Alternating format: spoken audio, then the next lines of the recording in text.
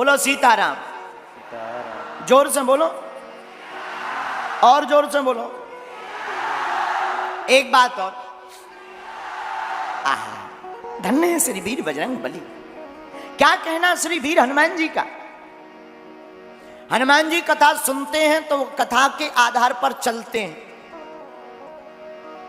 अच्छा, एक और है हनुमान जी की आदत, दूसरी आदत। हनुमान जी कथा सुनते हैं तो कथा के आधार पर चलते हैं। हनुमान जी की दूसरी आदत है, कथा में जब भी हनुमान जी बैठते हैं बोलते नहीं, चुपचाप, आंखों से झरझर आंसू बहते रहते, हाथ जोड़कर भगवान की कथा को सुनते। विचार करो, हम लोगों को थोड़ी थोड़ी बात ही आवे तो हम लोग तुरंत आगे आगे बोलने लगते हैं। अब हम तो गौर करते ही रहते हैं आसपास लोगों के बैठ करके। हम अगर कोई हम चौपाई बोले, उनको आती हो तो वो तुरंत बोले। जैसे हम कहें मंगल भवन, हाँ मंगल भवन मंगलहारी, हाँ और आगे बोलो गुरु जी। अगर थोड़ी भी किसी को आती हो तो तुरंत बता देता है कि हमें आती है। वो बताना चाहता है कि हमें भी आती है। लेकिन हनुमान जी, धन्य वीर बजरंग बली, कौन होगा इनके जैसा।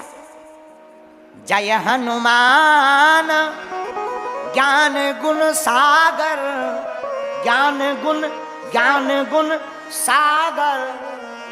धन्य है वीर हनुमान जी, ज्ञान इतना समुद्र के जैसा, और कथाएं ऐसी बोलते कि माता जानकी जी का भी दुख मिट गया। इतने अच्छे कथा वक्ता वीर बजरंग बली, जिन्हें सभी शास्त्रों का वेदों का ज्ञान है, लेकिन वो जब भी कथा सुनने जाते हैं तो कथा में बोलते नहीं, नैनों से जल बहाते हुए भगवान की कथा को केवल सुनते हैं। अच्छा, इसका मतलब क्या है? इसका भी हमने एक मतलब निकाला। भगवान ने कान दिए दो, मुंह दिया एक। भगवान ने ये पहले से ही सिस्टम बना के भेजा है। सुनने के लिए कान कितने? बोलो दो। और मुंह, मान लो भगवान क्या कह रहे हैं, सुनो ज्यादा बोलो कम। और हम लोग सुनते कम बोलते ज्यादा हैं। और माता जी हन का तो कहना ही क्या है। देखो हनुमान भगवान भी, ब्रह्मा जी ने जब बनाए तो कान दो बनाए, दोनों तरफ कान, मुंह एक। बोले क्यों? बोले सुनो ज्यादा कहो कम। अच्छा, सुनने में भी क्या सुनना चाहिए? अब आजकल के लड़के तो लड़के ही है, लड़के लगा लेते कानों में लीड है और लगे ढुमचुक फलाना बदनाम हुआ ढकाने के लिए। ठटरी के बारे हद हो गई, बताओ भाई, हद हो गई है। भगवान ने कान सुनने के लिए क्या दिए? कान दिए सुनबे को सत्संग, सो जीभ दई भज मोहन को। कान सत्संग सुनने के लिए दिए, किसके लिए? अरे बोलो।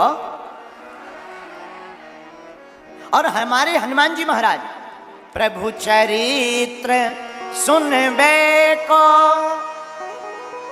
रसिया, राम लखन सीता मन बसिया। हमारे हनुमान जी कथा में बैठते हैं तो बोलते नहीं, सुनते हैं। ये हमारे हनुमान जी। एक संत बोले, महाराज जी हनुमान जी चारों युगों में है। हाँ, चारों युगों में। तो हनुमान जी क्या कलयुग में भी है? हाँ है। अच्छा महाराज जी, अगर कलयुग में हैं तो इसका प्रमाण दो। एक श्लोक आया, अश्वत्थामा बलर्व्यासो हनुमानश्च विभीषणः कृपा परशुरामश्च सप्ते ते चिरजीवनः। ये 7 लोग चिरंजीवी हैं। कौन कौन? अश्वत्थामा बलर्व्यासो हनुमानश्च विभीषणः कृपा परशुरामश्च सप्ते ते चिरजीवनः। यह 7 लोग कभी नहीं मरते। उनमें एक वीर बजरंग बली है। ओ हनुमान जी महाराज कभी नहीं शरीर त्यागते। आज भी हनुमान जी हमारे आपके बीच में हैं, आज भी। और देखो भाई, दुनिया का कोई भी कथा व्यास हो, जो भी राम की कथा करता है, उसकी कथा में जरूर हमारे हनुमान जी महाराज जाते हैं। उसकी कथा में हनुमान जी जाते हैं। माता जानकी जी ने भी हनुमान जी को वरदान दिया था, आजा रे हमारे गुण निधि सोते हो करही बहुत रघुनायक छो। आजा रे हमारे गुण निधि सोते हो करही बहुत रघुनायक छो। माता जानकी जी ने कहा था जाओ तुम अजर अमर हो जाओ। तो आप लोगों का प्रश्न होगा महाराज जी अगर हनुमान जी कथा में आते हैं तो हमें दिखते क्यों नहीं? आप लोग यही पूछेंगे। पहले तो हनुमान जी दिखते थे, अब नहीं दिखते। अब उन्होंने दिखना बंद कर दिया। बोले क्यों? एक बार वो लफड़े में फंस गए थे। पूछो कौन सा लफड़ा? आहा, एक बार हनुमान जी महाराज पहले कथाओं में दिखते थे, अब उन्होंने बंद कर दिया। आहा, कब? श्री तुलसीदास जी महाराज, जब गोस्वामी श्री तुलसीदास जी महाराज की पत्नी रत्नाबली सदगुरु चक्रवर्ती सुचि सरल संत तुलसी गुण गायक सीताराम जी के हैं, राजा राम जी के हैं, हनुमान जी के हैं, श्री राम जी के हैं। सदगुरु श्री तुलसीदास जी महाराज की पत्नी रत्नाबली अपने मायके चली गई। इनको इतनी याद आई कि बरसात के ही मौसम में पत्नी के घर ससुराल चले गए।